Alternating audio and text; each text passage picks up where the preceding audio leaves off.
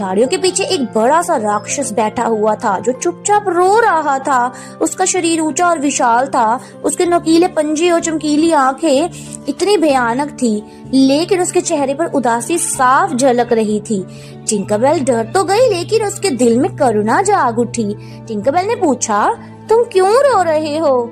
राक्षस ने धीरे से अपनी लाल आंखों से देखा और कहा, तुम डर क्यों नहीं रही हो मुझसे? मुझे डर नहीं लग रहा, मैं बस जानना चाहती हूँ कि तुम उदास क्यों हो। टिंकरबेल ने हिम्मत जुटाकर कहा।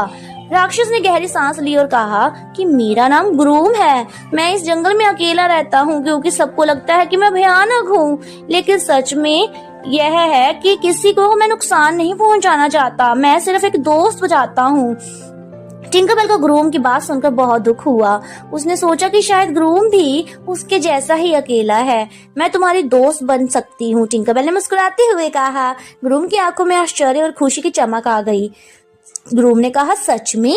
टिंकरबेल ने कहा, बिल्कुल। और फिर उसने ग्रूम को अपनी कुछ जादुई कहानियां सुनाई।